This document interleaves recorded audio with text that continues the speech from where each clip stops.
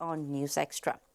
A federal high court in Abuja, presided over by Justice Nkyonye Maha, has declined hearing on the application challenging the continuous detention of Omoleye Sowore by the Department of the Security Service. She ruled that hearing the application will amount to her reviewing the order given by the Court of Equal Jurisdictions.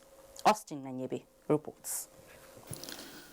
The application was filed by the defendant Omoleye Sowore, challenging his continuous detention by the DSS as it is a violation of his fundamental human rights.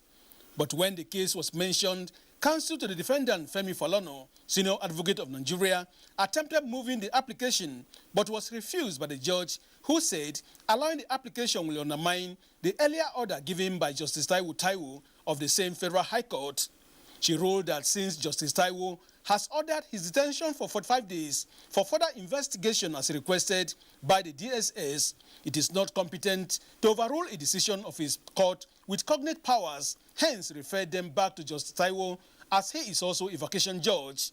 Counsel to Omoleye Sowore, Femi Falana, who maintains that Order 26, Rule 9 of the Federal High Court Civil Rule gives the judge the power to hear the matter, reacts to the ruling. We're going to meet with our client today in order to take a decision on the matter. But in the interim, we are back to the Honorable Justice Taiwo as per the ruling of the court. Counsel to the State Security, O.J. Odu, declined comment. Meanwhile, the case between Attorney General of the Federation versus Islamic Movement of Nigeria, IMN, where the movement is challenging its prescription order, is fixed for 11th of September 2019 to enable parties file necessary processes. From the Federal High Court, Abuja, I'm Austin Nanyebe, NT News. From judiciary now to a bit on politics. In less than 24 hours, the All Progressives Congress delegates in Kogi and Bayelsa will choose who will fly the party's flag in the November 16 governorship elections in the Confluence State Kogi and the pride of the nation Bayelsa. Already, the party has released a list of successful aspirants that will participate in the August 29th governorship primaries in the two states. Salih Abdullahi has the details. The National Working Committee of the All Progressives Congress, after its deliberation on the reports of the screening and appeal committees for the party's Kogi and Bayelsa governorship aspirants, has concluded to adopt indirect primary for Kogi State and direct primaries for Bayelsa State to elect candidates ahead of the November 16 governorship polls in the two states. In a statement by the APC National Publicity Secretary, Lanre Isaonilu, the party has relied on its guidelines and the provisions of the Electoral Act and cleared 9 aspirants out of the 16 of them that have obtained nomination and expression of interest forms to participate in the August 29th governorship primary in Kogi State. Those cleared after a comprehensive review of the screening and appeal committees by the National Working Committee are the incumbent governor of Kogi State, Yahaya Bello, Adiza Iyoma Ibrahim, Yahaya Odidi Audu, Sani Lulu Abdullahi, Engineer Abubakar Bashir, Engineer Dallami Umar Muhammad, Yakubu Muhammad, Hassan Abdullahi, and Ekele Aishat Blessing, while Professor Muhammad Saidu Onailo, former Chief of Naval Staff Admiral Osman Oibe Jibril, 2 children of late Prince Abubakar Audu, Mustafa Mona Audu, Muhammad Abubakar Onuku Audu, Rukayat Ibrahim, General Patrick Adeno Akpa, and Babatunde Ayokunle Irukera made the list of 7 aspirants that were not cleared. In a similar statement, the party says it has upheld the report of the screening and appeal committees for the Bayelsa governorship aspirants ahead of its primary scheduled to hold on Saturday, 31st August 2019. Out of the 7 governorship aspirants, only one of them, Dr. Briai Frankland, was not cleared to participate in the party's governorship primary, while the remaining 6, including Aganaba Priye Stephen, Senator Henekin Lukobiri, Prince Ebitimi Christopher Angbare, Disei Nsirim Puea, Leon David, and Professor Maureen Etebo were cleared. The Screening and Appeal Committee's report states that those aspirants who are not cleared are guilty of various offences against the party's rules and Electoral Act. However, some concerned youths from Kogi State at the APC National Secretariat wants the party's leadership to reconsider one of the aspirants, Babatunde Irukera, for the governorship primary elections in Kogi State. In Abuja, Salihu Abdullahi, NTA News. Meanwhile, a report just reaching us says the National Working Committee of the All Progressives Congress has cleared a governorship aspirant, Babatunde Irukera, to contest the party's Kogi governorship primaries. In a statement by the APC National Publicity Secretary, Larry Issa Onilu, said Babatunde Irukera successfully met the conditions provided by the party's guidelines for the nomination of candidates within the time granted to clarify his claims. To another development, Agbara in Ado Odo Ota, a local government area of Ogun State, is a major economic corridor hosting about 70 industries because of its economic importance. It is one of the areas likely to benefit from the new 1,028-kilometer Abeokuta-Sokoto road conceived by the federal government to link the southern part of the country to the north. But there is a serious challenge. Adeniyi Taiwo, who visited the area, reports that this motorable roads necessary for distribution of goods and services deplorable condition, begging for urgent attention. On assignment to Agbara, myself and the cameraman, our journey to the industrial capital of Ogun State through Lagos State was relatively easy. However, same cannot be said of our return trip to Abeokuta via Lusada Aton-Tasongo Road, where we came face to face with the ugly and daily reality of road users along that corridor. Greater part of our journey was done on commercial motorcycles to gain speed. Along the way, we met with Urban Friday, an indigene of Benue State, who has spent not less than 6 years as a commercial motorcyclist in Agbara. We need to carry passenger from Agbara to Agbara. Anybody where they go by that themselves. This is the major roads that cross a lot of things from Tinka, from border Seme, come into Nigeria. A lot of accidents are happening here. We don't have anybody to render service to this road. Although few of the craters and failed portions along the road have recently been covered, our rider, Awolowo, recounts how heavy-duty trucks servicing some of the manufacturing plants in Agbara fall on a constant basis. Well, my camera may not actually permit you to see how dusty I am right now, but I can tell you that I am very, very dusty on this Lusada Agbara road connecting Ogun State to Lagos State and Seme in Benin Republic. It is an economic road that witnessed a lot of traffic. The road is very, very bad and a source of concern to those who use it. This very particular spot we are now, this is where my brother lost his car. Every week, Taylor must fall down here. It's a must.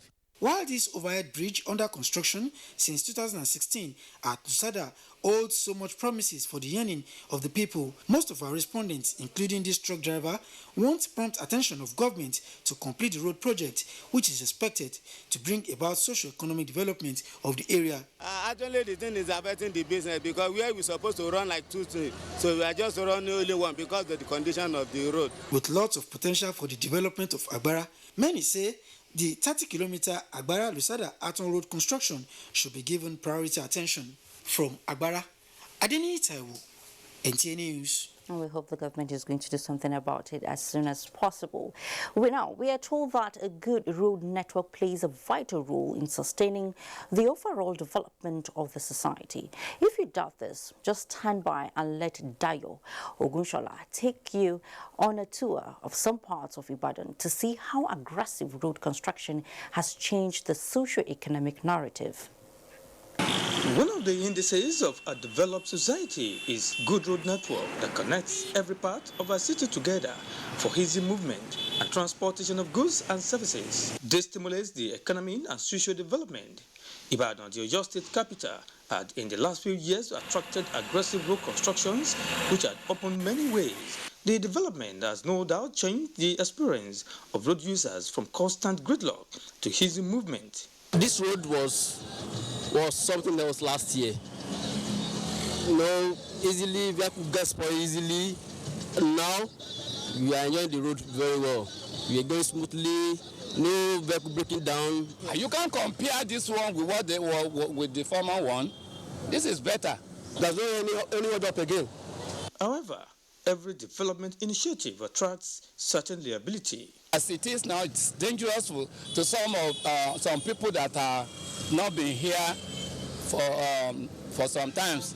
So if they can put demarcation and repair the drainages, it's a fine road.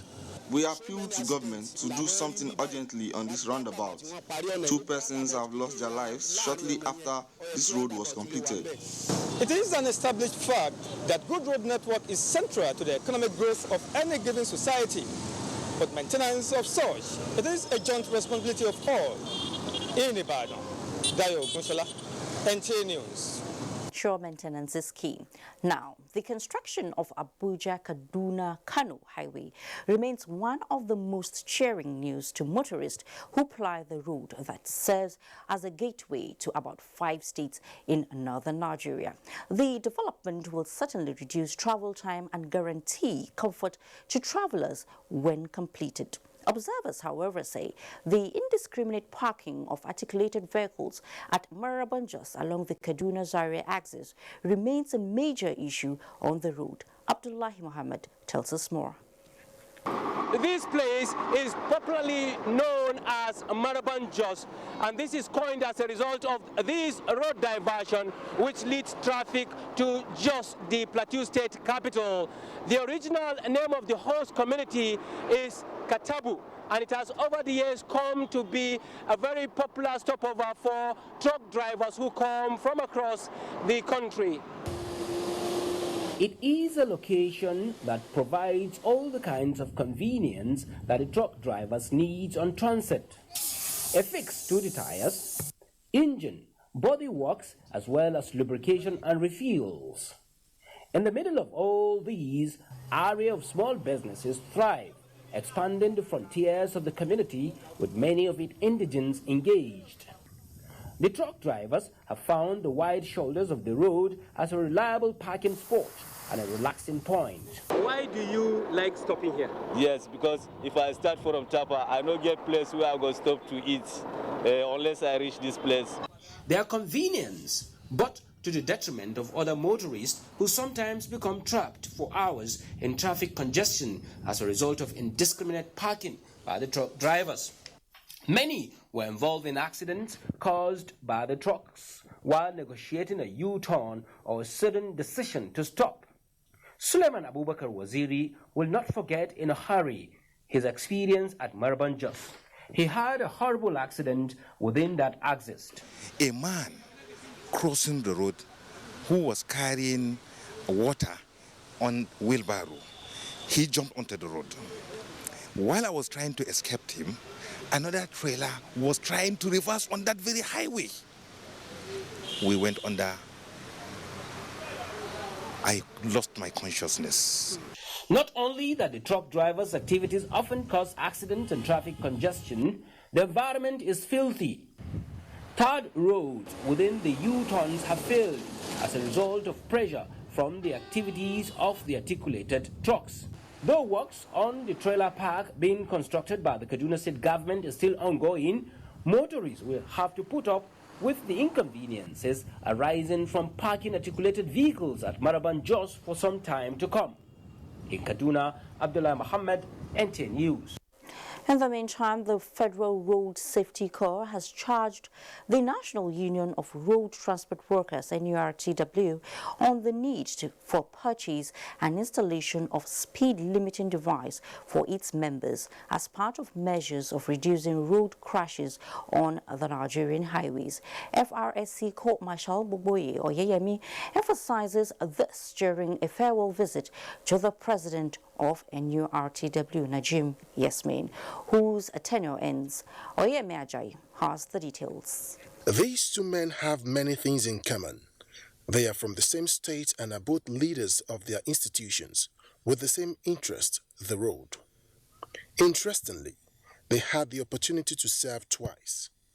While one is bowing out of office, the other is still exerting his leadership abilities on the job. The cooperation we all enjoy. The end of tenure of Najim Yassin as the president of the National Union of Road Transport Workers, NURTW, gives room for another era for the union. Talking about the emergence of a new executive with a mandate to deliver on, the Ember months have always been challenging for road users and regulators due to increased vehicular activities during these months. To mitigate avoidable mishaps on the roads, the FRSC boss is urging motorists and commuters to cut down on night travels while harping on the need for purchase and installation of devices in all commercial vehicles, amongst others. And we also have to work with the union to further, now that the union is computerizing, digitalizing the passengers management, which is very good for me. They must be linked to the database, to the accident database of the call, so that prompt rescue, and we revive it again by providing the CUG numbers, telephones to all your points. All the policies, all the government policies should be looked into and taken care of. And they should avoid anything that can tarnish the image of the organization. The seamless coordination and leadership transition was commended, noting that this is the first time the union is experiencing a smooth leadership change since the past 41 years of the existence of NURTW. In Abuja, Oyeyemi Ajayi. Pension Transitional Arrangement Directorate, PTAD, inaugurates the Directorate's liaison office in Oka, Anambra State. Details after the break. Stay with News Extra. Son, being good at something requires strength. It requires pushing yourself. It requires putting in more.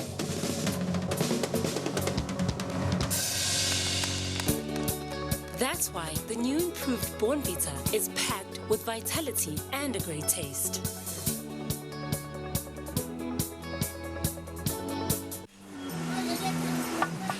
Hey, you! And are you how they talk to? I sabi you now. It's in your mind, Abi. The person with them go help us. Baba Toros and Shangalo. Oga Lekuva, Mr. Sabi. And you know if we carry last for this one. A spear into the top corner.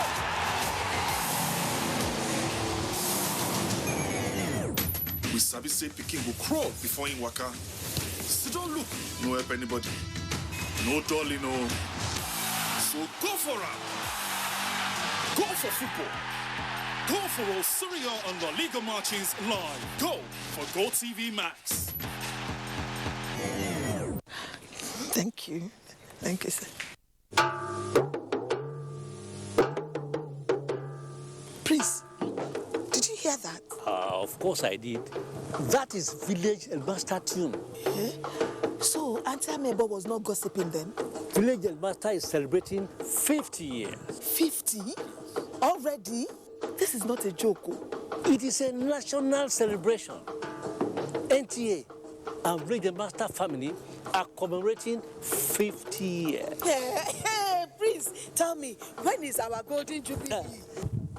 It is from the 8th to 11th of October, 2019. I have to go and get ready. It's time to party. Women. But we, men, will be there too.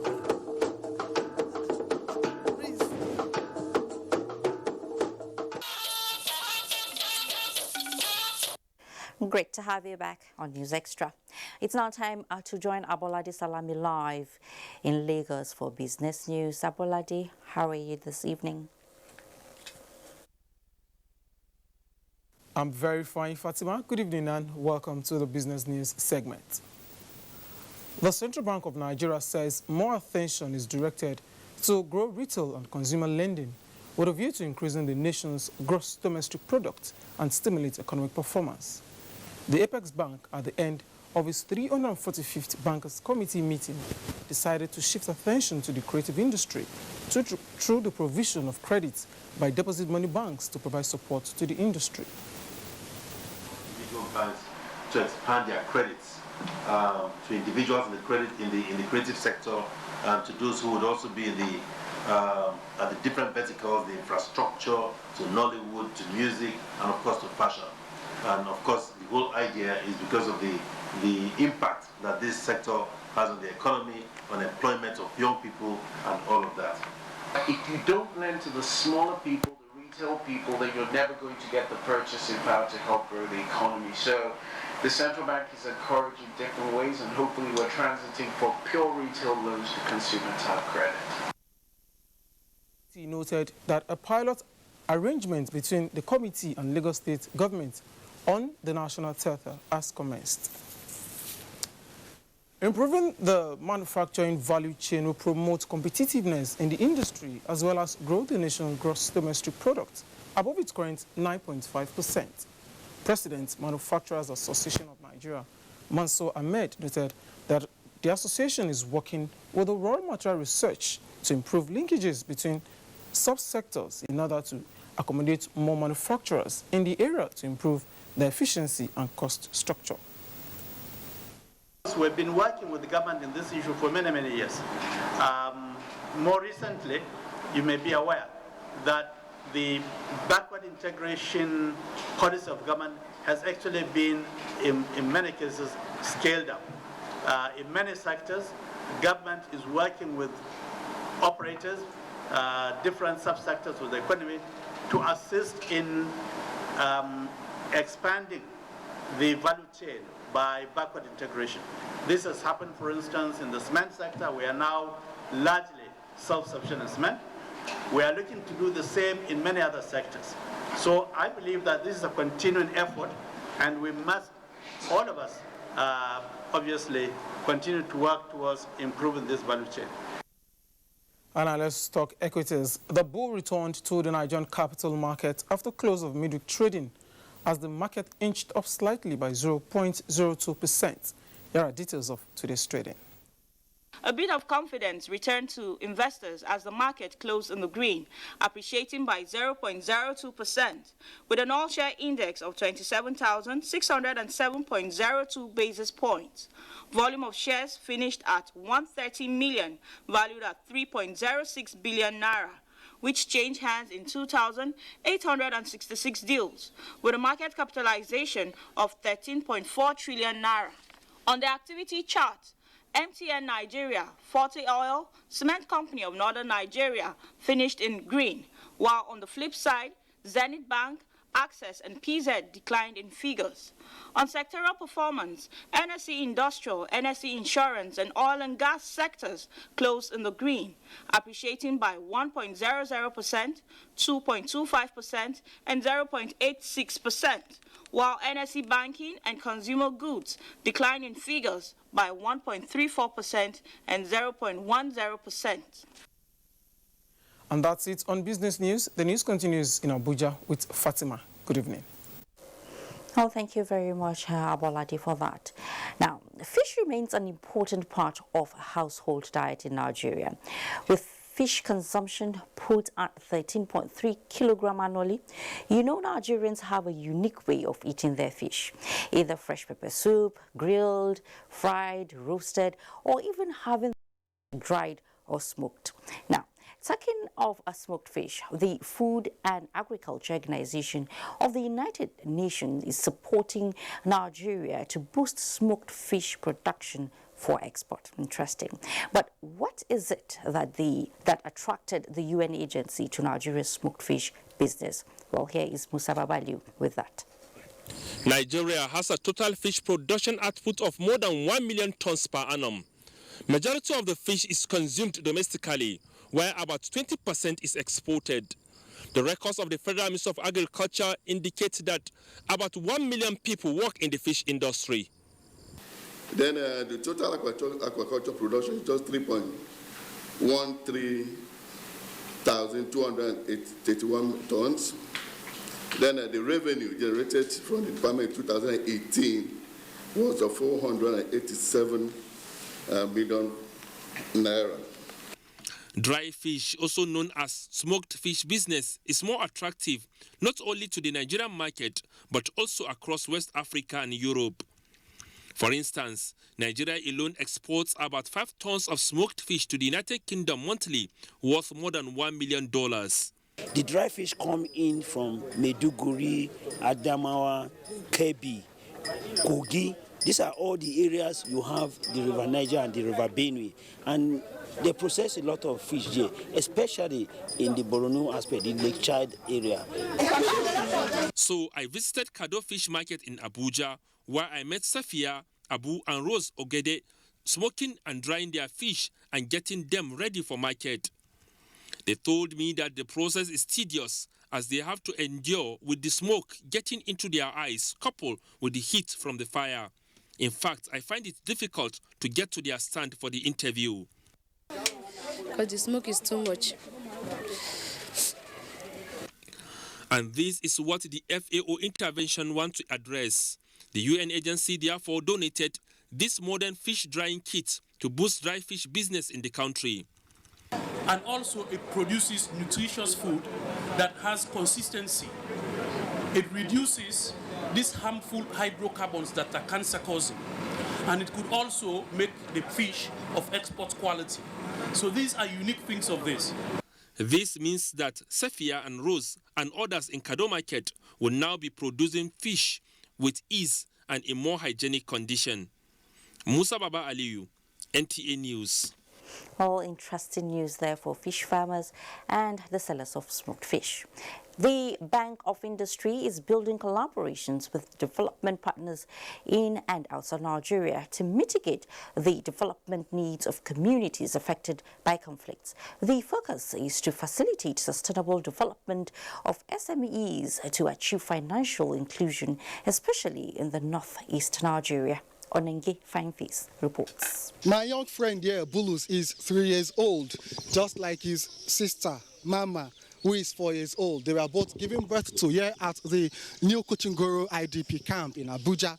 They've never experienced what it feels like to be in their homeland. They are from Goza in Borno State. Malam Adamu is a cattle herder.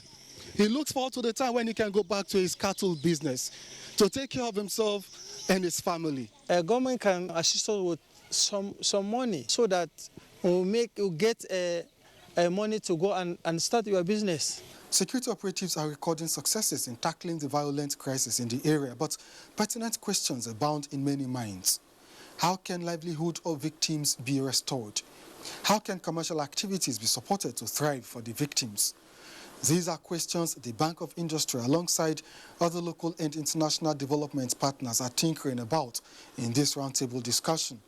Given our mandate to stimulate economic growth and sustainable industrial development, the Bank of Industry has embarked on an economic revival plan for the Northeast region. Our objective is to stem the spread of poverty and reduce the reliance of the indigenous on humanitarian aid. Bank of Industry says it has committed $7 million to this cause, commencing with microcredit loan scheme to over 100,000 beneficiaries, with plans to revive grounded SMEs and large industries in the area. The Northeast Fund was designed as a base for kickstarting local commerce by providing access to credit, thereby empowering and reestablishing internally displaced persons. The roundtable is intended to create a community of advocates and, more importantly, provide solutions to gaps in conflict-affected areas.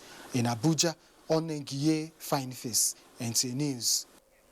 Any act to ease the pains of our senior citizens is always heartwarming. That is why the federal government assured that it will continue to bring world-class pension services closer to pensioners in order to discourage them from traveling long distances to get their complaints or other issues resolved.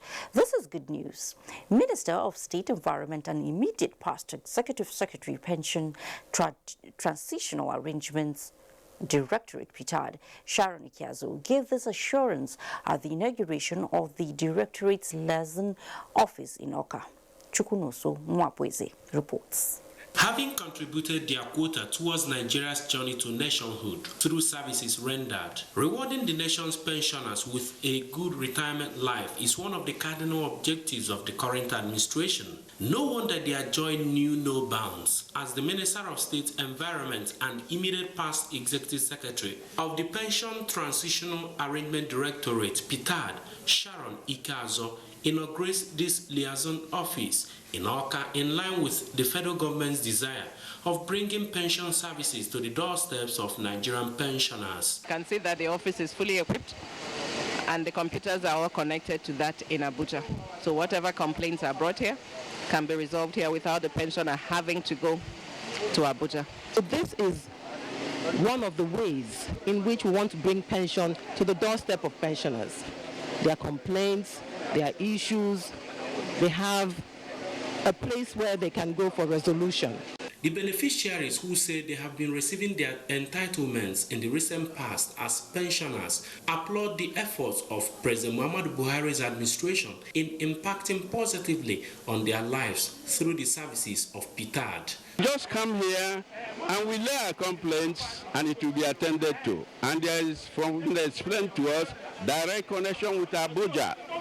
We don't have to travel so distant. So it's a very, very, very useful thing to us. President Muhammadu Buhari, who made it possible for the establishment of pension PITAD office in Anambra State, will live long, and he will be blessed.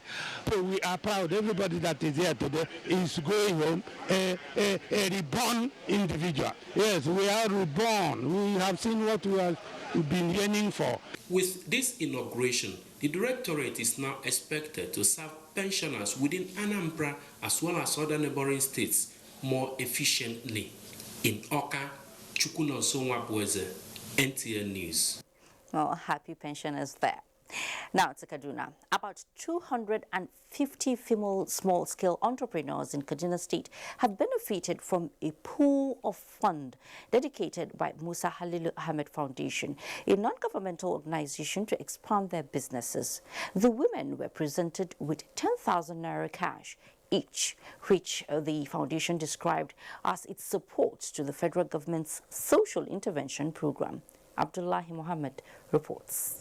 Partnering the National Directorate of Employment NDE under its Micro Enterprises Enhancement Scheme, the Musa Halilu Ahmed Foundation identified the development of women and youth enterprise as a critical component of economic development. Consequently, the foundation focuses on the empowerment of low-income earners within the fold of women and youth small-scale entrepreneurs. These, the foundation says, stand to transform their businesses. I'm very, very grateful for this money that they gave me today. So I'm praying to my God to the money that I had before, so that God will increase the money for me. This 10,000 will benefit me better. For the man behind Musa Halilu Ahmed Foundation and his partner, the National Directorate of Employment NDE, the initiative is born out of their desire to complement the federal government effort towards turning around the fortunes of small and medium-scale entrepreneurs, especially women and youths. We specifically targeted people with low-budget businesses that 15, 20, 25,000 you can earn a living out of it. So we specifically targeted them from those that are shy sellers, and then people with small enterprises, so that they can boost their capital, and then they can be self-reliant and they can rely on themselves. So normally give them what we call BBT, basic business training, before giving them these soft loans, and that will guide them to utilize the money judiciously. Like somebody who is frying akara, somebody selling soap or kunuzaki, I believe 10,000 cash backing can go a long way. We try to encourage other big dignities and personnel to emulate and do the same. The Musa Halilu Ahmed Foundation is committed to lifting more women and youth out of poverty as it prepares to move on to other states and local government across the country to extend a helping hand. In Kaduna, Abdullah Muhammad, NTN News. Pharmacists and others who deal on pharmaceuticals have observed a new trend in drug abuse. Let's take a break as News Extra will bring you details shortly. Hey, you! And you are the talk to.